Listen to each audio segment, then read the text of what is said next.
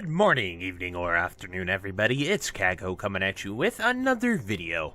So today we're going to be continuing the successfulness of our Why Do This profession in hardcore. And today's profession is going to be blacksmithing.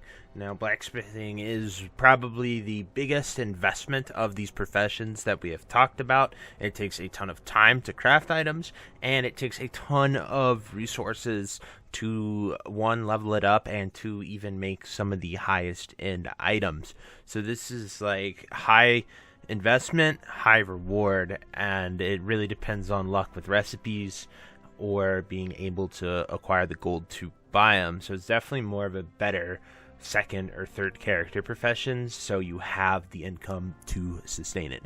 But before we get into the video, be sure to like, comment, and subscribe. Everything you guys do helps my channel grow, helps me get discovered, and helps me help as many people as possible, which is the entire point of my channel. So without further ado, let's get into the video. So blacksmithing has quite a lot to talk about and things that are used for it. It's a very practical profession, as well as simply just having the skill level can be used for that, even if you don't have the items, because some people will buy the items off the auction house and then have you sort of attach them or apply the use effect. We'll definitely talk more about that, but first I want to talk about utility items, and continuing with what we talked about with the other videos, we'll start with utility. So blacksmithing has a lot of utility, and the first things are going to be skeleton keys. These unlock chests, so any chests you see that are locked inside of dungeons, you can go ahead and use a skeleton key and you can get them. And these skeleton keys are not very expensive. The highest one's the Arcanite one, which obviously uses an Arcanite bar, which will definitely cost a lot to make, so that one maybe stay off of.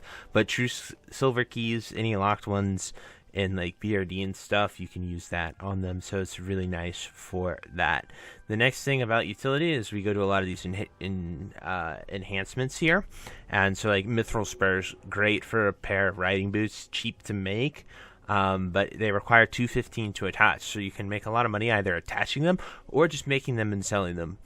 Steel weapon chain, great one for PvPers. Probably not going to do well on hardcore, but there are a few mobs and stuff that people might be farming where having that might be useful. So definitely interesting to see how that will do here. But like, since there's no PvP, I don't think it'll do too well. But definitely a big moneymaker when you're on the standard realm.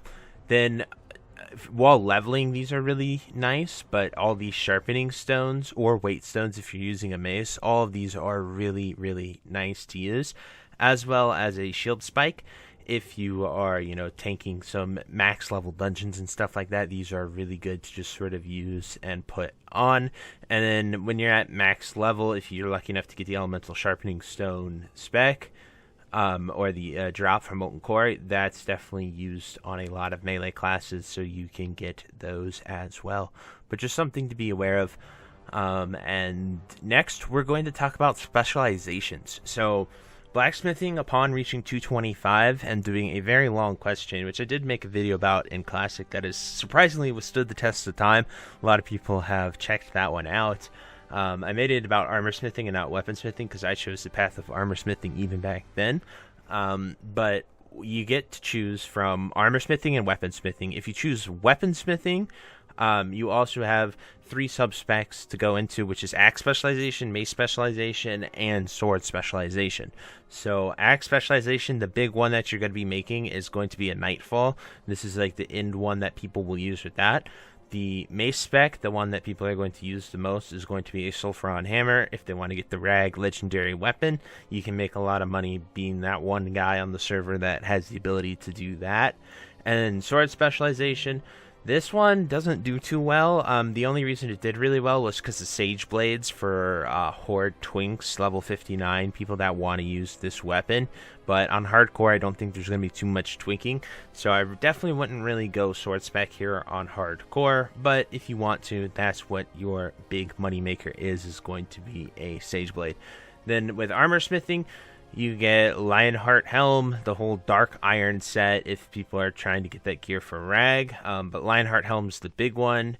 And then we can look at the next big one, which is going to be dark iron legs as well as titanic leg plates. Titanic's normally a phase 5 recipe, but since we are at the final phase of the server, that comes out right away. So those are definitely the best 2 items that you can make with armor smithing. There are multiple items for all of these that will be good. I'm just highlighting what the big ones are for the specializations. And then finally for blacksmithing, I want to take the time to talk about all of the crafts that you can do for profit.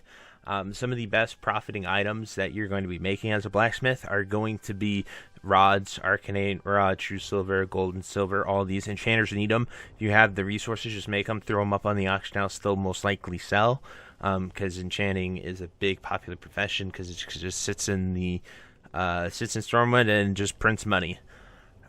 Next is going to be the sharpening stones that I talked about. If you're lucky enough to get this recipe, elemental sharpening stone, you will make a ton of money with that and sort of being able to make them and sell them. But once again, it drops an MC, so like you have to raid with 40 other people, win the recipe or have it be given to you, and then also be a character that isn't going to die with it, because once you lose that, it would really suck. And then mithril spurs, everyone wants these to have their riding set. You use this, carrot on a stick, and riding gloves, which just has the enchantment riding skill, and you're moving about 10% faster, and that's what's called a riding set. It's great for every character because in Classic you're doing a lot of traveling, so mithril spurs is a huge profit maker. Steel weapon chain usually is, but on hardcore I don't think it'll be too good. Thorium shield spikes, I did put a lot of those on in Classic. Once again, hardcore, not too sure how many people are going to be wanting that, because a lot of them were for like warrior solo farms or paladin solo farms once paladins went to the horde, but here we can definitely see a lot of people using them. And then finally, the biggest sellers are going to be those top end recipes that I mentioned for your specialization.